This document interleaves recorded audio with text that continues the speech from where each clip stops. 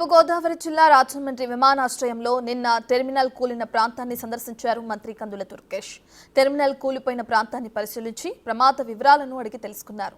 Airport terminal నిర్మాణ పనులలో ప్రమాదవశాత్తు కూలిపోయిన ఘటనపై కాంట్రాక్టర్లను, అధికారులను అడిగి తెలుసుకున్నానని మంత్రి తెలిపారు. ఇలాంటి ఘటనలు పునరావృతం కాకుండా చర్యలు తీసుకోవాలని కాంట్రాక్టర్ను, అధికారులను ఆదేశించారు. ముగ్గురికి స్వల్ప గాయాలయ్యాయని, ప్రస్తుతం వారు బాగానే ఉన్నారని వెల్లడించారు. ఈ ఘటనపై ఎంక్వైరీ చేసి పూర్తి స్థాయి నివేదిక ఇవ్వాలన్నారు.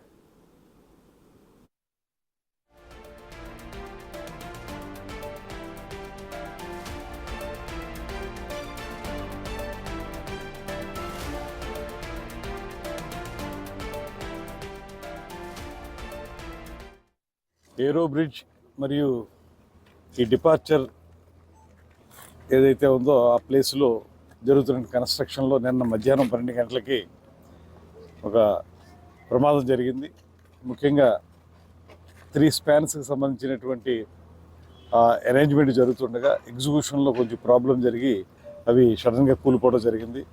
అదృష్టవశాత్తు ఎవరికి పెద్దగా దెబ్బలు తగలలేదు. అదేవిధంగా సేఫ్గానే ఉన్నారు. వాళ్ళందరూ కూడా చిన్న ఫస్ట్ ఎయిడ్తోనే సేఫ్గా ఉన్నారు. బట్ ఏ రకంగా చూసినప్పటికీ కూడా ఎంత బాగా ప్లాన్ చేసినా